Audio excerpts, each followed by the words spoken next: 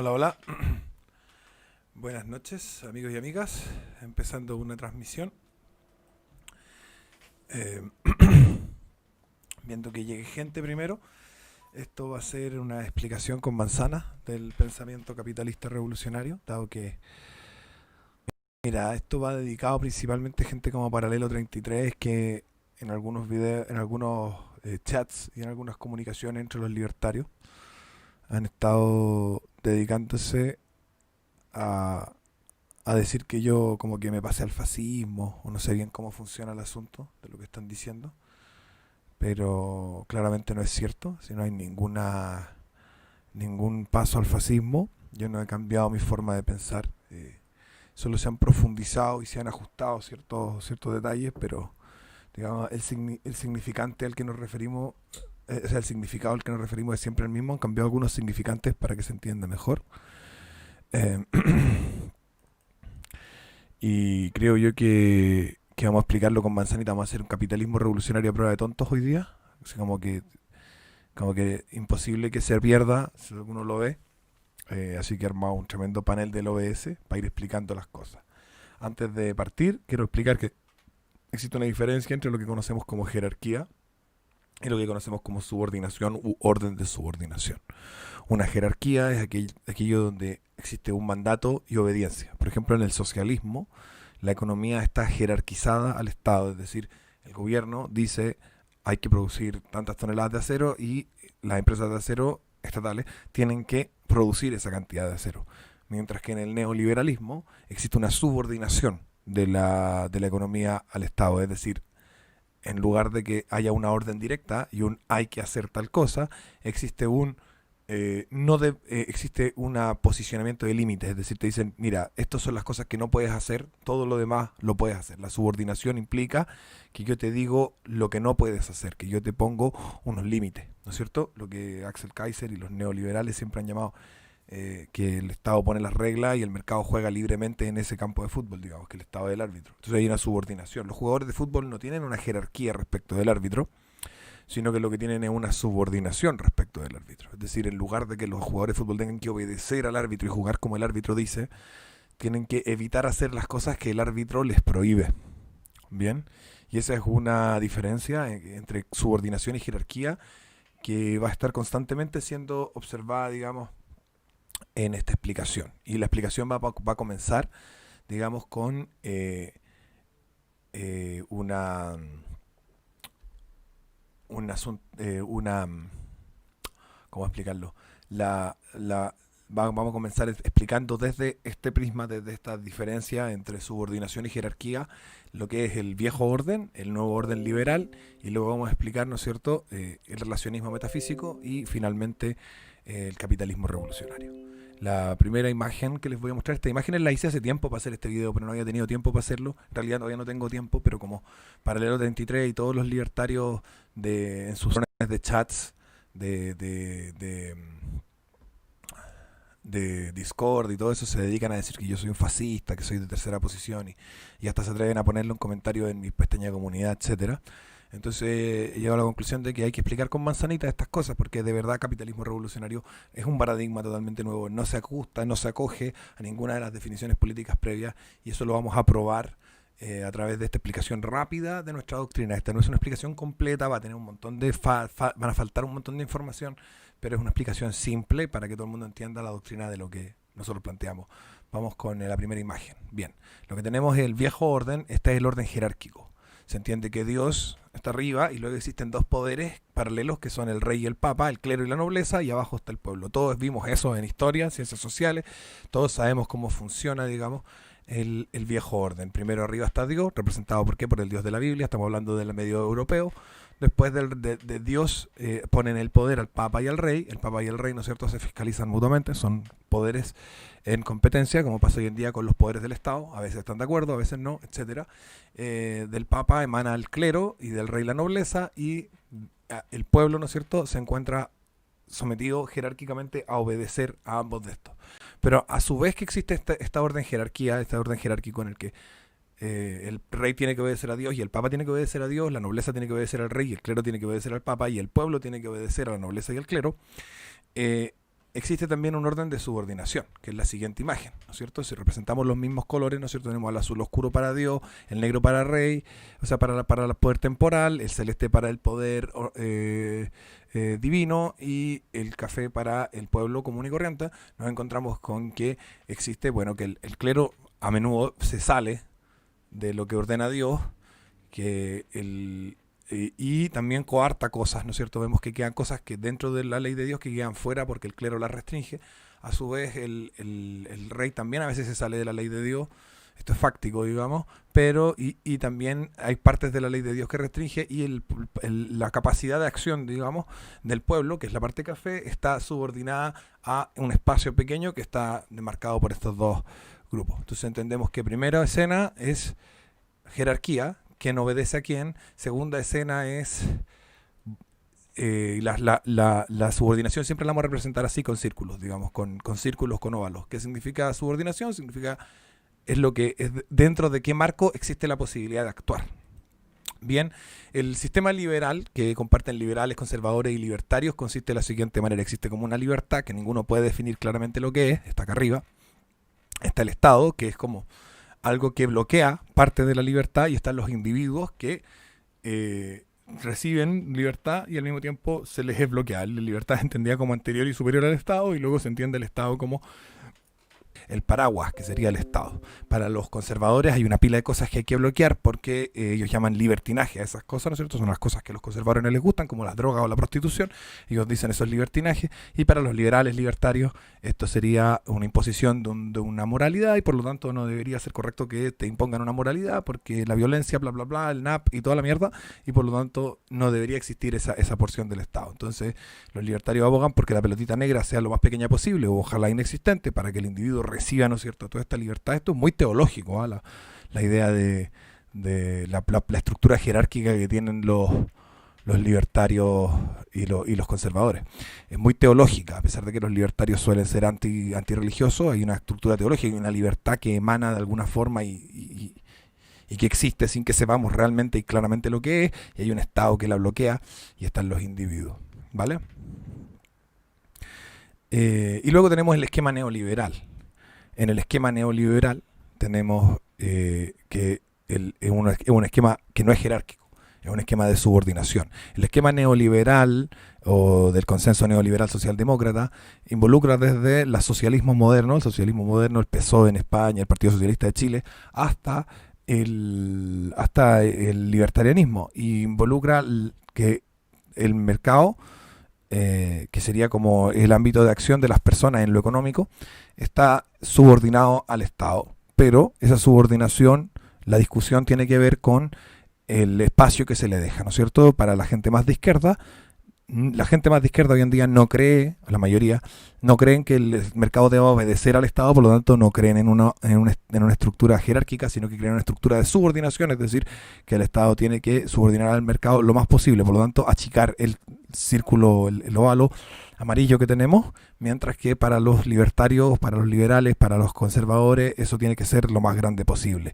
Y eso es la discusión que existe hoy en día, es la discusión post-Guerra Fría, que se conoce como el consenso liberal socialdemócrata. Mientras el Estado achica más la pelotita amarilla, lo que tenemos es más estado del bienestar, más estado presente, y mientras el Estado agranda más mientras el Estado se achica y agranda más la pelotita amarilla, lo que tenemos es más libre mercado y bla, bla, bla, y eso se suele confundir con el capitalismo. Vamos a cambiar la imagen, porque ahora viene a explicar lo que nosotros entendemos por el capitalismo revolucionario. Y lo primero que hay que entender para entender el capitalismo revolucionario es una cosa que se llama relacionismo, ¿vale? El relacionismo es la idea de que todo lo que es en relación a otra cosa.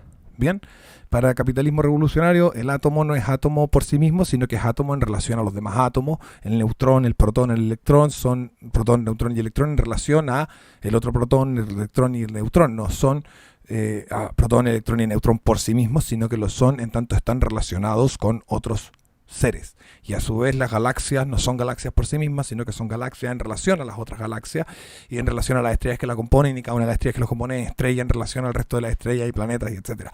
Y así los seres humanos somos seres humanos en relación a otros seres humanos. De hecho, nacemos de dos seres humanos, etcétera. Por lo tanto, entendemos que toda la realidad que en toda la realidad los seres son en tanto se relacionan y por lo tanto el entender la relación permite entender al ser y las relaciones son infinitamente mucho más complejas que los seres. ¿Ya? ¿Cómo funcionan estas relaciones? Estas relaciones tienen una estructura. Voy a seguir cambiando las imágenes para que vayamos viendo la forma en la que se estructuran estas relaciones. No, las relaciones, teníamos aquí el básico. Aquí está, las relaciones. Bien. En las relaciones, un ser entra en contacto con otro ser y como ambos seres son totalmente inasequibles, digamos, un ser no puede entrar en contacto directo en tanto ser con otro ser, sino que lo hace a través de las propiedades. Es decir, que nosotros no podemos entrar en contacto con el sol en sí, pero sí entramos en contacto con el calor o la luz del sol. No podemos entrar en contacto con el metal en sí, entramos en contacto con su dureza, entramos en contacto con su temperatura, entramos en contacto con su color. Y esos a su vez son porque están siendo propiedades expresadas por una relación que tienen con la luz, con la temperatura, con etcétera. Porque el mismo metal en relación a temperaturas de miles de grados Celsius ya no es tan duro, por lo tanto expresa una propiedad distinta. Digamos que el ser en sí no expresa las mismas propiedades siempre, expresa propiedades distintas en relación a las relaciones en las que está participando. Como vimos en la diapositiva anterior, espérense un poco, como vimos en la diapositiva anterior teníamos un montón de relaciones. Un montón de relaciones en la diapositiva anterior, había muchas relaciones. Y hoy, y por lo tanto, esta es una simplificación. Aquí estamos solamente viendo una relación, pero esa relación depende, el ser que está expresando sus propiedades en esta relación, expresa sus propiedades en relación a esta relación y en relación a todas las demás relaciones de las que participa. Y eso es lo que lo hace infinitamente complejo. Y eso es lo que hace que los seres humanos nos cueste mucho comprender la realidad, a pesar de que somos muy inteligentes. Vamos a simplificar algunas cosas. El ser solo expresa relaciones en función de cómo se relaciona. Por ejemplo, si el ser A del lado derecho de la pantalla es A0 y el ser B del lado izquierdo de la pantalla eres tú, tú vas a observar las propiedades del ser A o vas a acceder a las propiedades del ser A en relación a todas las relaciones en las que el ser A está incurriendo. Y eso incluye la temperatura, por ejemplo, o incluye, por ejemplo, la pintura con la que está pintado, o incluye el color de las luces que refleja, incluye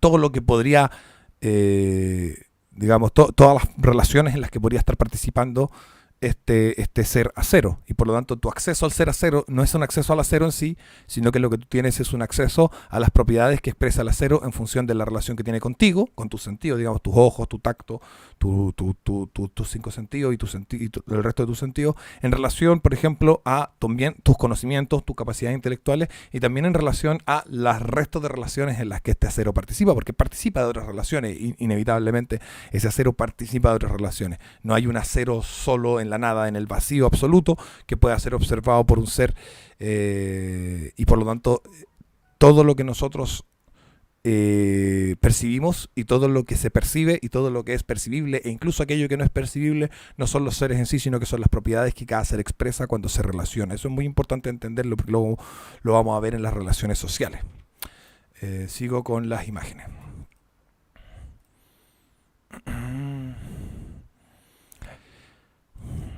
Pasa que los seres humanos tenemos una cosa que altera toda esta situación, que es la voluntad.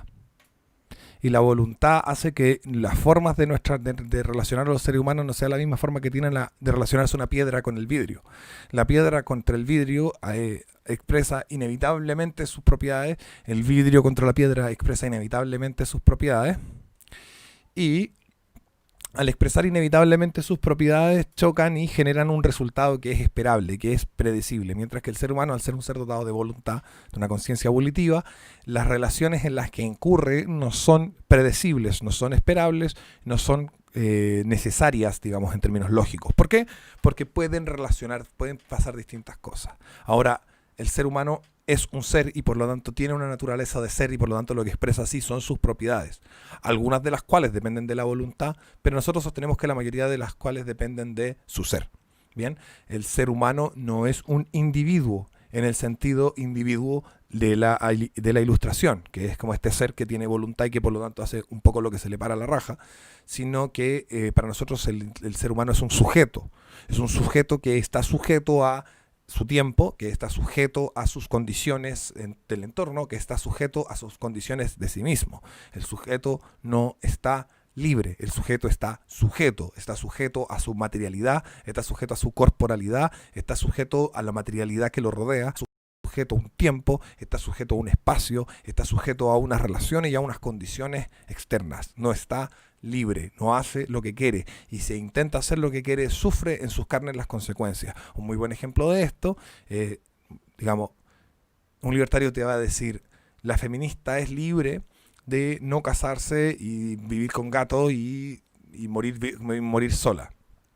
Nosotros diríamos que no es libre de hacer eso, sino que puede intentarlo, es libre de intentarlo, pero no es real, porque al final del día eso no es lo que su ser le expresa a ella, y por lo tanto cuando supera cierta edad y no ha formado familia, su biología la manda a freír monos y se nos deprime y termina tomando pastillas y hasta matándose. Lo que pasa también con el mundo trans, digamos. Es decir, el libertario te dice el trans es libre de creerse mujer. No, el trans es libre de intentar creerse mujer, pero como la realidad de su ser es otra, va a terminar suicidándose. Porque primero está la realidad del ser. La voluntad no es anterior ni superior a la realidad del ser en sí. Bien, el ser en sí expresa las propiedades que puede expresar. Y algunas cosas de esas están sujetas a la voluntad, como por ejemplo si yo quiero o no fumar un cigarrillo. Si yo quiero o no fumar un cigarrillo, eso está sujeto a la voluntad. Pero yo no puedo, por ejemplo, evitar las consecuencias de fumar un cigarrillo, que por ejemplo tienen que ver con la destrucción de mis pulmones. Por lo tanto no soy libre, sigo sujeto a mi corporalidad. Estoy sujeto a que fumar un cigarrillo va a significar que voy a tener cáncer. Bien, entonces hay una diferencia entre individuo y sujeto. El individuo está como está sin amarra, no está sujeto. El individuo se cree mujer y es mujer, cree que fuma y no le pasa nada y fuma y no le pasa nada. Nosotros creemos que el individuo no es real, nosotros creemos que tratamos con sujetos, con personas que si bien poseen voluntad y por lo tanto libre albedrío, no son libres porque están siempre sujetas a sus propias condiciones. Bien, y por lo tanto cuando se relacionan los seres humanos, lo que tenemos son las propiedades del ser humano, que se dividirían en dos tipos: las propiedades de la conciencia o propiedades espirituales, y las propiedades del ser en términos físicos o materiales. Bien, cuando dos seres humanos se relacionan, pueden incurrir en dos tipos de relación: la relación de propiedad y la relación de poder. Vamos a explicar brevemente lo que es la relación de propiedad. Una relación de propiedad es aquella donde las propiedades de ambos seres humanos se ven reflejadas en el resultado material de la relación. Por ejemplo, aquí tenemos el ser A y aquí tenemos el ser B, por ejemplo, Juanito y Andrea, y Juanito quiere introducir su pene en la vagina de Andrea. ¿Bien? Andrea no quiere introducir su pene en la vagina de Juanito, porque Juanito no tiene vagina y Andrea no tiene pene. Pero Andrea quiere este cuadrado que está acá, ¿no es cierto? Rojo. Andrea quiere ser penetrada por Juanito. Quiere que el pene de Juanito entre en su vagina. Entonces la realidad de las relaciones espirituales, de las propiedades que emana de las propiedades espirituales de Juanito y de Andrea son iguales, quieren lo mismo. Y eso hace una comunión de conciencia y por lo tanto una relación de propiedad. Entonces, en una relación de propiedad existe la comunión de conciencia, que no significa que las dos mentes, que los dos espíritus o que las dos corporalidades estén pensando, sintiendo o expresando exactamente lo mismo, sino que la representación material, ya, que es el triangulito que está ahí, de ambas propiedades es similar, y eso es una relación de propiedad. Vamos a ver qué es lo que es una relación de poder. A ver si empezamos a entender capitalismo revolucionario, chicos. Espero que logren entender capitalismo revolucionario. Bien, en la relación de poder, las propiedades de Andrea son una mera expectativa. Y las propiedades de Andrea eran, por ejemplo, llegar a su casa a ver una película. Pero las propiedades de Juan eran introducir su pene en la vagina de Andrea. En el momento que se genera esta relación, Andrea es violada por Juan. Si esta relación se lleva a cabo, Juan está incurriendo en una relación de poder conocida como la violación. Aquí la vemos. Bien, esta es la relación de poder conocida como violación. Las propiedades espirituales de Andrea son una mera expectativa y ya no son materializadas en la relación, sino que le son negadas. Es una relación que niega sus propiedades, no una relación que acepta sus propiedades. Por lo tanto, no hay una comunión de conciencia. Lo que quería Andrea, lo que Andrea deseaba o lo que Andrea expresaba como propiedades de su conciencia, como propiedades de su espíritu, queda totalmente divorciado de lo que termina ocurriendo en la realidad, porque las propiedades de Juan se imponen. Eso se llama relación de poder, ¿no es cierto? Las propiedades expresadas por Juan y las propiedades expresadas por Andrea no son compatibles en la realidad. Sin embargo, las propiedades de uno de los dos quedan como expectativa y las propiedades del otro de los dos quedan como realidad. Por lo tanto, hay una relación de poder que nosotros consideramos intrínsecamente injusta, porque agrede la dignidad de Andrea al Andrea no poder expresar sus propiedades y siendo sujeta de las propiedades de Juan y no de las propiedades que le son connaturales a ella misma. Entonces tenemos una relación de poder. Bien, es la misma situación que la anterior, donde teníamos una relación de propiedad, donde Juan quería introducir su pene en la vagina de Andrea y Andrea quería que el pene de Juan se la penetrara. Era una relación de propiedad. Ahora Andrea quería ir a su casa a ver películas, Juan quería introducir su pene en la vagina de Andrea. Las propiedades espirituales de Juan se imponen, las de Andrea quedan como expectativa y por lo tanto es una relación de... ¿Vale? Espero que esto vaya con manzanita, que se esté entendiendo. Voy con la siguiente imagen. Voy con la siguiente imagen y déjenme encontrarla.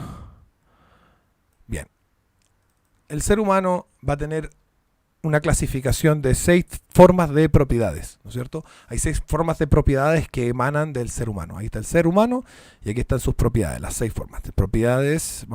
Se me olvida a veces poner aceptar. Soy malo con el OBS, ustedes lo saben. Las propiedades humanas son las propiedades de las personas, la propiedad de la persona, la propiedad de la persona, las propiedades físicas. Ahí creo que hay un error en la escritura, porque esto no lo hice yo, se lo mandé a hacer el diseñador gráfico y por ahí se equivocó. La propiedad responsable, la propiedad espiritual, la propiedad social y la propiedad de pertenencia. Bien, vamos a ir una por una para que se vaya entendiendo qué es lo que son las propiedades para los capitalistas revolucionarios. Propiedades de la persona. La propiedad de la persona, es decir, ser dueño de mí como persona, que es una parte de lo que los liberales llaman autopropiedad, pero es más complejo que eso, más profundo. La propiedad de la persona, es decir, ser dueño de mi persona, no ser dueño de mí en sí, porque después viene la parte física, sino que ser dueño de mi persona. Ser dueño de mi persona significa que es la proyección del ser hacia el futuro como conjunto de potencialidades, ¿vale? Es decir, todas las cosas que podrían ser, todas las cosas que podría ser yo desde lo que yo soy, son mías. Y eso es la propiedad de la persona. Bien, la siguiente imagen, son las propiedades físicas. Propiedad física es un conjunto de características de la corporalidad sometidas a su voluntad, instintos y emociones, es decir, sometidas a su espíritu. El espíritu no es solo voluntad, sino que también tiene instintos y emociones. Y aquí entran las formas de consentimiento, es decir, yo soy las características de mi corporalidad, todo lo que son las propiedades de mi corporalidad sometidas o sujetas, digamos, también, así como yo estoy sujeto a ellas, así como mi voluntad, mis instintos y mis emociones están sujetas a mi corporalidad, esto es dialéctico, no es jerárquico, entonces mi corporalidad a su vez también está sujeta a mi voluntad, mis instintos y mis emociones. Y esa relación se conoce como propiedades sobre lo físico propio, propiedades físicas del ser humano. Aquí estoy yo con mi cuerpo y así como yo estoy sujeto a mi cuerpo, no puedo salir de él y no puedo hacer con él cosas que mi cuerpo no puede hacer, como volar o lo que sea. Mi cuerpo también está sujeto a mí y mis manos no pueden hacer cosas que no estén dentro de lo que mis instintos, emociones y voluntad le comandan, digamos. Mi mano no se manda sola, puede que no obedezca siempre mi voluntad, pero cuando no obedece mi voluntad está obedeciendo a mis instintos o a mis emociones, pero no puede actuar sola. Por lo tanto, yo tengo una propiedad que es dialéctica entre mi corporalidad física y mi composición espiritual, voluntad, instintos y emociones. Bien, después tenemos la siguiente forma de propiedad. Tenemos la propiedad responsable. Propiedad responsable. es la obligación natural del ser espiritual, entre paréntesis humano, con su lugar en la causalidad, es decir, en causa y efecto. Es la relación entre el ser y sus actos, voluntarios o no, en relación a los demás seres. Es decir, que lo que yo hago, yo respondo por lo que yo hago. Esa es la propiedad responsable, porque son mis actos. Y por eso es propiedad.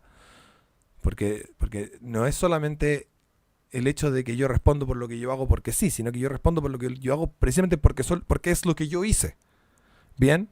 Entonces, por ejemplo, en capitalismo revolucionario entendemos que un homicidio, por ejemplo, es propiedad. Es mi homicidio. Yo maté. Ahora, ¿eso significa que yo puedo hacer lo que quiera con ello? No, porque no es propiedad privada. Un homicidio es por definición público y las responsabilidades de mi acto implican que los demás no quieran seguir conviviendo conmigo y me encierren en una jaula. Bien. Porque no quieren seguir conviviendo con alguien que es capaz de matar a otro. En ciertas circunstancias. En otras, por ejemplo, como la legítima defensa no es así, etcétera. Entonces,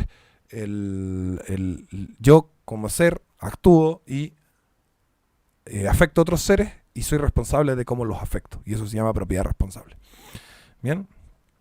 Principalmente la propiedad responsable se aplica a relaciones de poder. Es decir, cuando yo genero o realizo o hago relaciones de poder, practico relaciones de poder, soy responsable de ese resultado y por lo tanto soy susceptible de ser castigado al realizar yo relaciones de poder. La propiedad espiritual. La propiedad espiritual es el resultado creativo de los actos del ser sobre la realidad física, intelectual, artística y espiritual. Esto incluye el mérito, las patentes, los derechos de autor y la autoría sobre un trabajo físico, sobre algún trabajo físico como causalidad, y como causalidad no es transferible. ¿A qué me refiero? Que yo puedo venderte, por ejemplo, yo puedo fabricar un edificio y venderte un departamento. Perfecto. Pero yo estoy vendiendo la propiedad social, que después la vamos a ver sobre ese departamento. Es decir, que ese departamento es considerado por todos tuyo. Pero yo lo hice. Y eso, como no puede cambiar la autoría, la creación de ese departamento, de ese edificio, entonces ese edificio sigue siendo mío en el sentido de la propiedad espiritual. No había puesto, perdón, OBS. Me cuesta usar OBS. Ahí está. Ahora sí. Ahí está la definición de la propiedad espiritual en el texto. Y como les decía, yo te transfiero el uso social de un bien, la propiedad a nivel social de un bien, pero no te puedo transferir el hecho de fabricar el bien porque el bien es resultado de mis actos y no de los tuyos. Entonces tenemos una propiedad espiritual. A mí se me ocurrió, yo me moví, me levanté temprano, junté a la gente, organicé el dinero. Por ejemplo, si yo contrato a 5 personas y entre las 5 construimos el edificio, el maestro que puso los fierros, él puso los fierros, y los fierros, independiente de que ahora el edificio es mío porque yo le pagué un sueldo, por lo tanto le compré su postura de fierro, aunque yo le pagué ese sueldo, la postura de fierro sigue siendo suya en el sentido espiritual. ¿Por qué? Porque es lo que él hizo, él puso los fierros. Bien, esa es la propiedad espiritual, tiene que ver con quién hace las cosas, porque son las propiedades que expresa al interactuar con la materia. Bien, después tenemos la propiedad espiritual, tenemos la propiedad social, que les dije que le íbamos a ver, es un conjunto de bienes adquiridos no por propiedad espiritual, sino por relación de propiedad, es decir, intercambios, regalos, donaciones, salarios, etcétera. Eso es lo que estábamos hablando recién. O sea, yo obtengo una propiedad social. Cuando yo trabajo, el trabajo que yo hice no deja de ser mío en un término espiritual, pero sí deja de ser mío en términos sociales porque y todo el mercado en el fondo se basa en la propiedad social. Y por eso los libertarios básicamente solo creen en la propiedad social. El empresario me compró la postura de los fierros del edificio, yo puse los fierros, el empresario me compró la postura de los fierros del edificio, entonces el empresario se quedó con el resultado social de los fierros puestos, pero no se quedó con la autoría de la posición de los fierros. Sigo siendo yo el que causalmente puso los fierros, pero yo me llevo un salario. Ese salario, ese dinero que me pagaron, no es mío en un sentido espiritual. Yo no hice aparecer ese dinero, yo no creé ese dinero, ni el valor que ese dinero tiene, pero sí es mío porque lo obtuve a través de un intercambio, digamos. Entonces cada vez que nosotros intercambiamos, estamos intercambiando propiedades sociales o incluso propiedad social por propiedad espiritual, digamos, en el caso que nosotros hacemos trabajo físico o intelectual, mental, los artistas, los músicos, los cantantes y los trabajadores lo que hacen es entregar propiedad espiritual. Incluido el cajero del supermercado, cuando te sonríe y pasa tus productos por la cosita, bip, bip, bip, y te dices tanto y tuvo que pensar y calcular, o a veces la máquina lo hizo por él, pero él apretó los botones correctos, etcétera. Todo eso es propiedad espiritual. Pero luego él recibe un salario que es propiedad social y nosotros recibimos ese pan, por ejemplo, de molde que compramos en el supermercado, que sería propiedad social, porque en realidad nosotros no tenemos ninguna relación causal con la fabricación de ese pan. Bien, entonces tenemos esa que es la propiedad social. Y esa es la más compleja, digamos, porque es la que más tratamos día a día. Después tenemos la propiedad de pertenencia.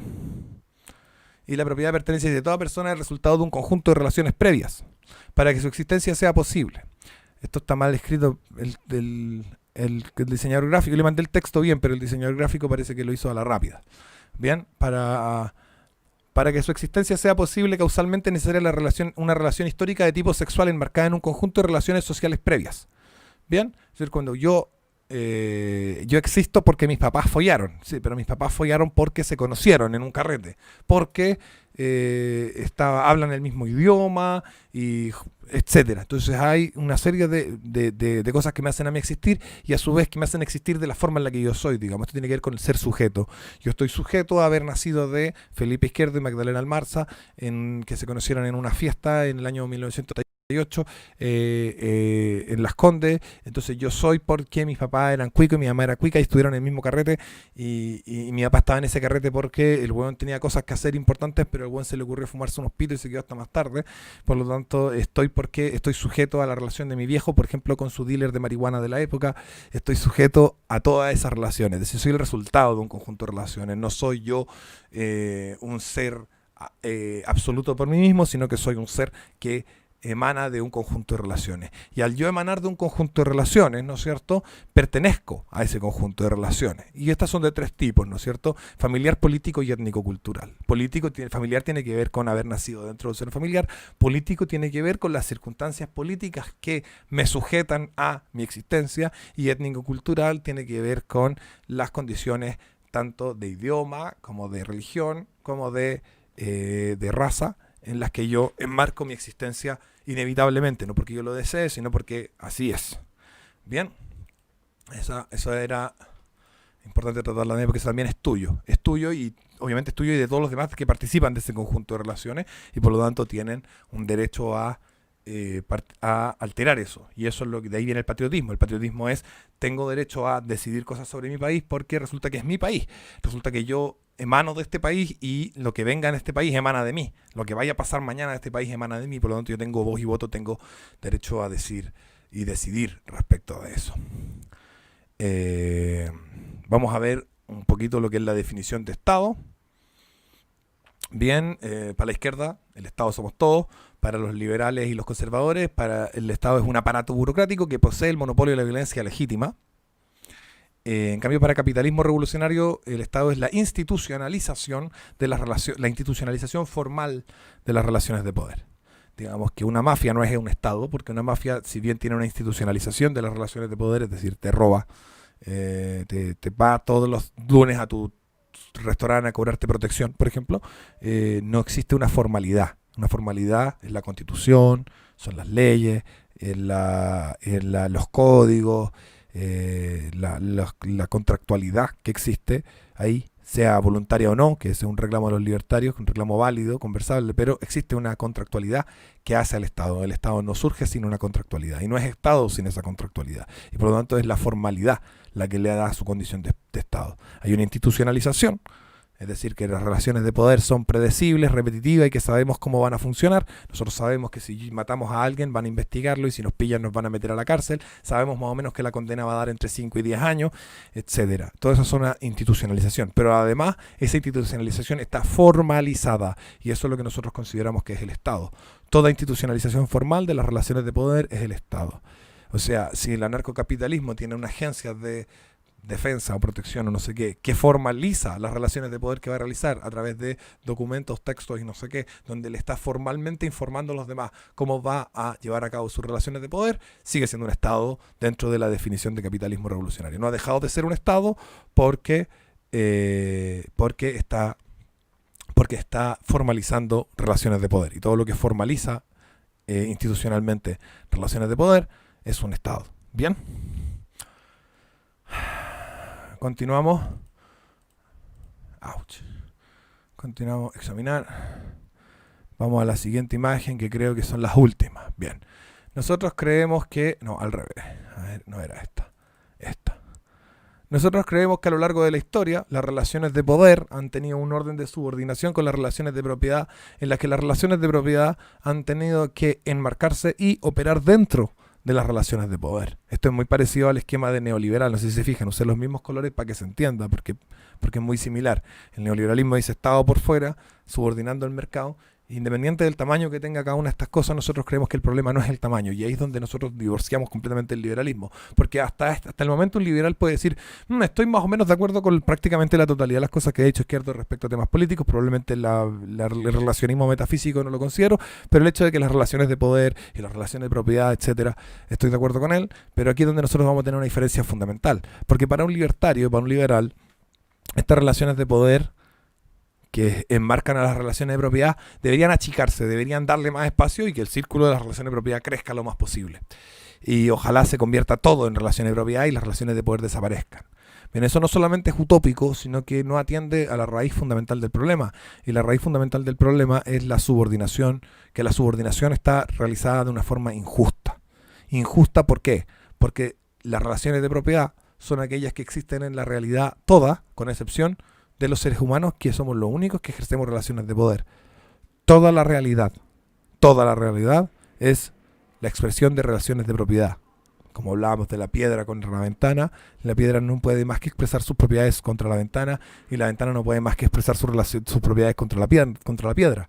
La ventana no puede evitar que la piedra exprese sus relaciones exprese sus propiedades en la relación, y la piedra no puede evitar que la ventana exprese sus propiedades en la relación. Sin embargo, los seres humanos sí podemos impedir que el otro exprese sus propiedades, y eso es la relación de poder. Y esa es la fundamentación de por qué la relación de propiedad es justa, porque es una forma natural de relacionarse, y la relación de poder es injusta porque es una forma humana distorsionada de la creación natural de relacionarse. Y por lo tanto, las relaciones de poder nosotros creemos que por el hecho de ser injustas, pero por el hecho de existir, son necesarias, porque la única forma de combatir una relación de poder es con otra relación de poder, digamos, y de ahí viene el tema de la legítima defensa, el uso de armas y sobre todo el tema de la necesidad de un Estado. Va a ejercer una relación de poder contra ti, necesitas otras relaciones de poder que te defiendan, digamos, ya sea las que puedas ejercer tú o ya sea las que pueda ejercer la sociedad toda a través de una institución formalizada. Entonces, decimos, las relaciones de poder son necesarias en tanto todo ser humano puede ejercer una relación de poder, y por lo tanto nosotros necesitamos tener unas relaciones de poder que combatan con esas relaciones de poder, y a su vez, consideramos que esas relaciones de poder son todas, incluidas las que usamos para defendernos, son intrínsecamente injustas. Lo que pasa es que son la única respuesta posible a otra relación de poder. Por lo tanto, nosotros planteamos un orden de subordinación distinto. Este es el orden de subordinación histórico. Toda la humanidad, los seres humanos, han subordinado sus relaciones de propiedad a las relaciones de poder. En los países donde hay mucha delincuencia, por ejemplo, hay relaciones de poder que son no estatales, donde subordina las relaciones de propiedad. Cuando tú ves en Guatemala por qué la gente se va tan temprano a la casa y cierra los locales muy temprano, significa que ellos saben que pueden ser víctimas de la delincuencia, que es una forma de relaciones de poder, y por lo tanto ellos tienen que cerrar más temprano para que la delincuencia no los afecte. ¿Qué significa eso? Significa que las relaciones de propiedad se encuentran subordinadas a las relaciones de poder, independiente que esas sean del Estado o no. Bien, lo que nosotros planteamos es una sociedad al berre, y por eso somos revolucionarios, porque nosotros queremos algo al revés, que funciona así. Las relaciones de propiedad entregan al Estado un marco a través del cual él puede formalizar las relaciones de poder dentro del marco de las relaciones de propiedad y en defensa de las relaciones de propiedad, solo agrediendo otras relaciones de poder que no estén, que sean relaciones de poder iniciadas, digamos, agresivas. No castigar a la legítima defensa, por ejemplo, que sí es una relación de poder, pero una relación de poder que está combatiendo a otra. Entonces la formalización, la estructura desde la que formalizamos a través del Estado las relaciones de poder, tiene que ser una estructura de relaciones de poder, una formalización institucional que esté subordinada a las relaciones de propiedad. Esa es la revolución capitalista, eso es lo que nosotros proponemos, y no es fascismo, no es liberalismo, no es libertarianismo, no es conservadurismo, no es nacionalismo, no es patriotismo, no es marxismo, no es comunismo, no es socialismo, no es progresismo. No, ninguna de esas cosas. Nosotros proponemos que el ser es íntegro en privacidad. Bien, y esa es una diapositiva que no hice. El ser es íntegro en privacidad. Es decir, que el ser, al permitírsele excluir, se le permite expresar sus propiedades y por lo tanto ser íntegro. Ahora, el ser puede no ser íntegro. Perfecto, es cierto. Los seres humanos podemos tratar de ser lo que no somos. Y es lo que hablaba, por ejemplo, de la feminista esta que no se quiso casar y terminó tomando antidepresivos, etcétera. Es cierto. Y tenemos derecho a... derecho, no sé si usar esa palabra, pero podemos elegir lo que no somos y equivocarnos. Y sufrimos mucho las consecuencias de eso y por eso los trans tienen tantas tasas de suicidio. Pero los seres humanos, la única opción que tenemos para poder elegir ser lo que somos y por lo tanto tener integridad es de que las relaciones de propiedad, o sea, que es que la privacidad, que las relaciones de propiedad subordinen a las de poder y por lo tanto se nos dote de privacidad para actuar. Y ese es básicamente el asunto. Vuelvo a la escena original. Estoy aprendiendo a usar el OS. Vuelvo a la escena original y respondo a sus dudas. Ojalá que no hayan dudas huevonas libertarias, porque odio las dudas libertarias.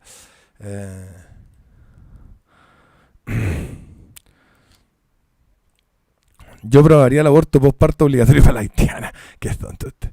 Si una mujer pare una guagua en un avión espacio internacional, entonces la guagua es dueña del avión. No dije eso. Speed Sender vive en el mundo de la propiedad de los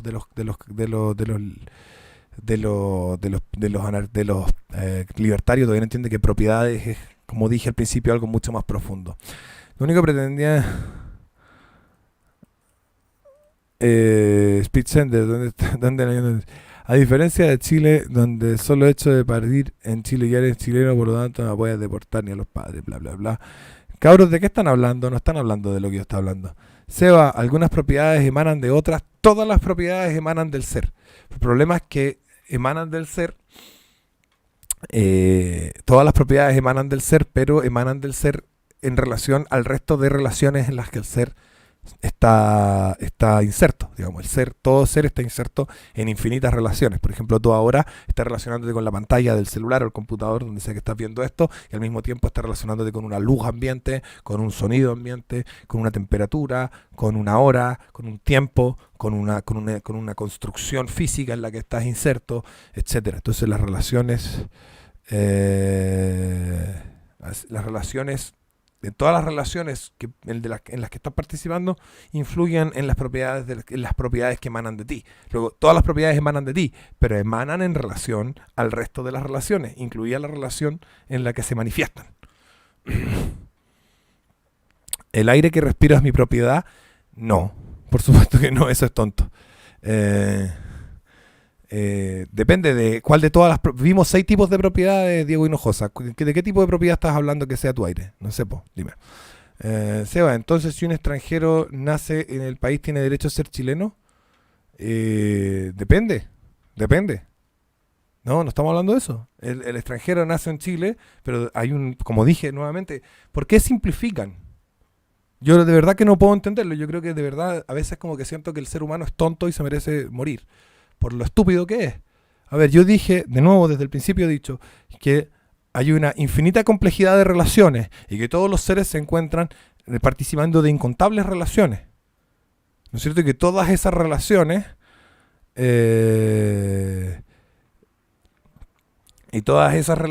influyen en las propiedades que el ser expresa. Si bien es cierto que un hijo de un extranjero puede nacer en Chile y eso podría darle alguna propiedad sobre esto, hay que ver todo el resto de relaciones que participaron en esa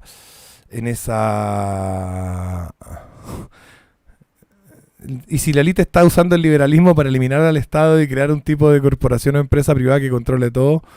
Sí, yo también he pensado que a veces el libertarianismo es parte de esa cuestión. Entonces yo digo, la persona, yo por ejemplo soy un resultado de una serie de circunstancias que tienen que ver con ser chileno. La persona que nace en otro país es un problema complejo porque no necesariamente por el mero hecho de nacer geográficamente en ese país podemos decir que esa persona es el resultado de una serie de relaciones dadas en el contexto de relaciones que involucran ese país. Digamos, por ejemplo, Si una mujer haitiana tiene sexo con su marido haitiano en Haití y luego se sube al avión embarazada, se baja en Chile y tiene un hijo en Chile, si bien es cierto, ese niño es el resultado de una serie de relaciones dadas en Chile, como por ejemplo en la relación que tuvo con el hospital, con el doctor, con el partero, con la comida, con etcétera, también es resultado de una serie de relaciones dadas en Haití, como en las circunstancias en las cuales, ¿no es cierto?, se llevó a cabo el coito y las circunstancias que dieron a nacer y a existir el padre del bebé y la madre del bebé y los abuelos y los bisabuelos y los tatarabuelos. Por lo tanto, lo que me estáis poniendo es un problema complejo que obviamente cuando nosotros nos enfrentamos a cosas que son así tan difíciles de resolver porque no son absolutas, sino que tienen una composición de relaciones que no da una respuesta clara, donde entra en juego el tema democrático, digamos. Bueno, decidámoslo el resto de los chilenos, los que está claro que somos chilenos. Si es que esas personas que podrían ser chilenas, pero no está tan claro, pueden serlo. Digamos. Y ahí entra el voto y la representación y etcétera.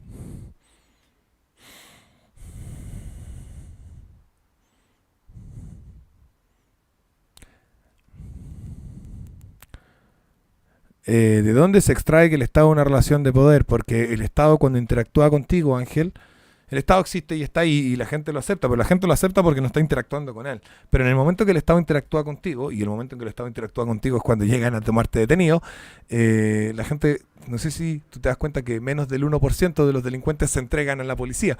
Por lo tanto, la relación es una relación de poder. Es una relación de poder porque yo no quiero irme preso y me vienen y me agarran. Ahora, claro, esa relación de poder está justificada, no dentro de qué margen.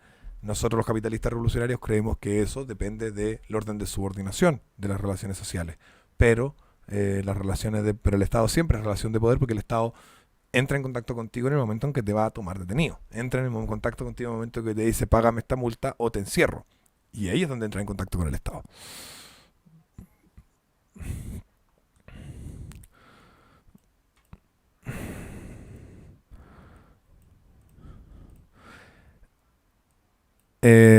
Francisco ahorita dice esas preguntas hueonas sobre si el aire que respiras es o no tuyo o de los nacidos en un avión justo en la frontera son estupideces varias que ya están contestadas antes si pusieron atención. Muy bien, Francisco.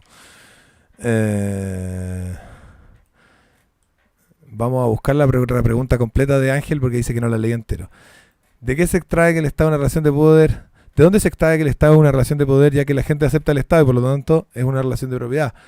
Es que la gente que acepta el Estado no es... No, si te había leído la pregunta entera. La gente que acepta el Estado está en una relación de propiedad con el Estado, pero la gente que se acepta el Estado no está en una relación concreta y real con el Estado.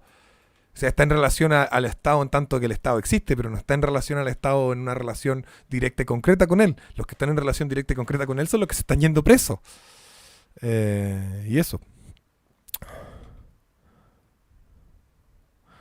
Claro, por ejemplo, cuando te toma tu plata, entra en relación contigo. Y es una relación de poder porque tú no puedes no pasársela. Se va. Si para sobrevivir como especie tendríamos que de una u otra forma hacer que no existan un tercio de la población, ¿qué haríamos dentro de la sociedad capitalista?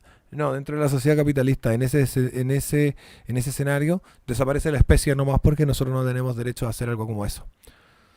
¿Cómo subordina las relaciones de poder a las de propiedad? Eh, con unas leyes y unas constituciones y una estructura política que se base en eso, digamos. Ahí, yo creo que la pregunta que hace Arrieta de cómo subordina las relaciones de poder a las de propiedad es la más compleja. Y por eso, en el fondo, el capitalismo revolucionario termina siendo como una especie de llamado desesperado a las armas. El capitalismo revolucionario es totalmente de derecha, porque tenemos una visión esencialista del ser, porque tenemos una visión de la sociedad que dice que las personas son lo que son y que por lo tanto tienen que vivir como les toca vivir. Y creemos en el capitalismo y creemos en la propiedad privada, así que sí, somos de derecha. Luego, la pregunta que hace Rieta es la más interesante. ¿Cómo llegamos a invertir el orden de subordinación de las propiedades sociales, de las relaciones sociales? Porque no basta con que nosotros digamos, y es lo que nosotros planteamos, que el orden de subordinación de las relaciones sociales está equivocado, sino que además de plantearlo, tenemos que ver la forma de invertirlo.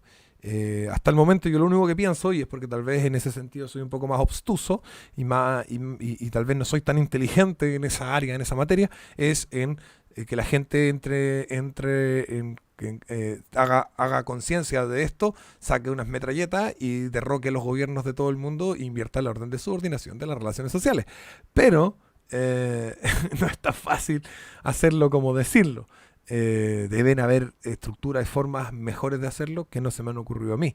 Evidentemente, después de un Marx hay un Lenin, así como Marx planteó los problemas del capitalismo o los que él creía que eran problemas del capitalismo y las posibles soluciones en sus libros, jamás dijo cómo se iban a llevar a cabo esas soluciones y cómo se iban a implementar en forma de, materia, de políticas concretas. Y de ahí viene un Lenin que hace toda la teoría de la revolución y toda la teoría de cómo implementar el comunismo, que fue un desastre. Está bien, pero lo que me refiero es que yo estoy planteando una cosa muy abstracta. Luego tendrá que venir alguien y ver la forma de hacerla concreta. ¿Bien? ¿Dónde está la contradicción, Ángel? Ángel siempre dice que esta cuestión es contradictoria, pero nunca expone la contradicción. O sea, esto me parece contradictorio porque lo es. Mucha chat, Ángela, ¿por qué no mejor lo llamas? Claro, hacemos un llamado por WhatsApp y me explicáis cuál es la contradicción. El ser humano no está preparado sino para relacionarse de modo vertical con su entorno. No hay diferencia entre esencia y sustancia, entre la esencia y la sustancia. Esa es otra discusión, amigo mío. Si fuera por portar armas, eso da derecho a la propiedad, a tener propiedad sobre el Estado. Solo es una herramienta para lograr el poder, el resto es retórica. Algo así, sí. Mussolini era de izquierda o derecha, para mi gusto era de centro izquierda. Sí, de hecho después de Rand viene izquierdo, qué chistoso decadencia. No es el cristianismo demasiado buenista como para que lo relaciones con tu ideología. Es que yo no relaciono el cristianismo integralmente. Yo relaciono el cristianismo porque el cristianismo tiene aspectos que nos dan luces de lo que yo planteo, digamos. El cristianismo nos da muchas luces de lo que yo planteo. Por ejemplo, cuando nosotros hablamos de que el ser debe ser íntegro y por lo tanto entregarse a ser sí mismo, ahí está Jesús diciendo, miren a los lirios y miren a los pajaritos que no necesitan esforzarse, digamos. Y no se está refiriendo a que la gente no trabaje, sino que lo que está diciendo es, sé tú mismo. El lirio no necesita más que ser lirio para sobrevivir y el pajarito no necesita más que ser pajarito para sobrevivir. Luego tú, Juan, Cristian, por ejemplo, Cristian Mesa, tú, Cristian, sé Cristian y te va a ir la raja. Hay un montón de pasajes bíblicos que apoyan profundamente lo que nosotros planteamos. Ahora, tampoco es un cherry picking. Es que yo creo que el cristianismo ha sido una fuerza para la humanidad precisamente por eso, porque contiene elementos de verdad muy potentes. ¿Has pensado participar en algún partido político para aportar políticamente al país? He pensado en inscribirme tanto en Fuerza Nacional como en Unidos por la Fe. Son los dos que me llaman la atención. ¿Crees que los libertarios en general son patriotas? Creo que los libertarios en general son idiotas. Esa es la verdad. Probablemente de forma implementándose realista sería masificando el armamento de la población civil. Quizás solo el miedo a una respuesta armada sea suficiente. Ángeles Popiano, le gustan mucho las contradicciones. Poperiano debe ser. O sea. Muy buena pregunta, Cristian. ¿Cuál pregunta de Cristian? La dilatación que produjo el negro en el recto de Nelson Mauri, ¿de quién es? ¿De Nelson Mauri o del negro? De ambos. Acuérdate que las cosas no son de uno, son relaciones. Todo es relación. Acuérdate que los átomos son relaciones, las partículas subatómicas son relaciones y las galaxias son relaciones. Y tú eres relaciones. Tú no eres tú. El ser no es asequible. Cristian Mesa no es Cristian Mesa. ¿Qué es Cristian Mesa? Cristian Mesa es, por ejemplo, si le preguntas ¿qué es Cristian Mesa? A las personas que conocen a Cristian Mesa, alguien dirá Cristian Mesa es honesto, y otro dirá Cristian Mesa es tonto, y otro dirá Cristian Mesa es guapo. Entonces son propiedades que expresa Cristian Mesa en relación al observador. Por lo tanto, Cristian Mesa no existe. Lo que existe son un conjunto de propiedades o sea, existe, perdón, pero no es asequible. No tenemos acceso a Cristian Mesa. No podemos tener contacto real con Cristian Mesa real. Lo que tenemos es contacto con las propiedades que Cristian Mesa expresa. Y las propiedades que Cristian Mesa expresa dependen de todas las relaciones en las que participa. Y se expresan en una relación particular y se expresan de distintas formas en otra relación particular, y por lo tanto para una persona, Cristian Mesa es una persona muy honesta y para otro es un mentiroso. Sin embargo, es el mismo Cristian Mesa que está expresando distintas relaciones porque está participando, está expresando distintas propiedades porque está participando de distintas relaciones. Lo mismo pasa con el ano de Nelson Mauri, ¿vale? Ya, eso, chicos. Jerez dice que mi pregunta hace un rato. Mira, he recibido muchísimas preguntas en este live. Creo que quedó todo claro. Esto está con manzana. Obviamente no profundizamos todo, pero va para que lo que a mí me interesa que quede claro es que aquí hay un paradigma totalmente nuevo. Cristian Mesa es accesible, guapo y participativo. Esta es la idea de capitalismo revolucionario, no es otra. Ustedes pueden estar en desacuerdo, pueden discutirla, pueden decir esto está mal, me parece que está equivocada, pero decir que tiene alguna relación tanto con el liberalismo, como con el libertarianismo, como con el fascismo, como con no sé, conservadurismo, etcétera, pretender que estamos dentro de los paradigmas en los que ustedes participan y nosotros estamos en otros paradigmas, y de hecho nuestra intención es cambiar precisamente el paradigma hacia un paradigma relacionista y hacia un paradigma basado en las propiedades del ser y no en que si el Estado, los privados y la nación. ¿Ah? Queremos ver las cosas con mayor profundidad. No te olvides, Seba, que los paradigmas se transforman en paradojas. Esperemos que no. ¿Alguna idea sacada del feudalismo de la doctrina SR? Bastante. Ya, chicos.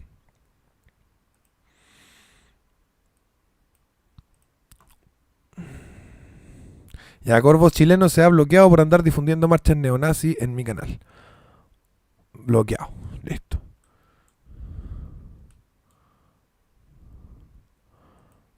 No van. ¿Cómo refutas la idea de que el bien y el mal es relativo o subjetivo? El bien y el mal sí es relativo, no es subjetivo, son dos cosas distintas. Por ejemplo, yo te voy a poner una idea. Pegarle un combo en los hocico a alguien, ¿es malo o es bueno? Y tú me vas a decir, bueno, ¿por qué se lo estoy pegando? Y yo te voy a decir, es relativo. Depende de por qué se lo estoy pegando, depende de la relación previa, depende de si, por ejemplo, le estoy respondiendo un golpe que él me pegó a mí. Por lo tanto, el bien y el mal sí es relativo y tiene que ver por qué relativo. De hecho, relativo significa de relaciones. Entonces, el bien y el mal dependen de las relaciones en las que se están realizando. Pero no, eso no significa que sea subjetivo, porque no depende de tu capricho, no depende de lo que se te pare el orto. Lo bueno y lo malo no es lo que a mí se me ocurre, pero sí depende de las relaciones. Y depende de las relaciones porque depende de las propiedades que emanan de cada ser. ¿Bien? Y del materialismo histórico que hay en tu doctrina, la idea de que el sujeto está sujeto a condiciones materiales de las que no puede escapar y que todo su ámbito de acción se encuentra contenido dentro de las relaciones materiales, de las condiciones materiales en las que existe, por ejemplo.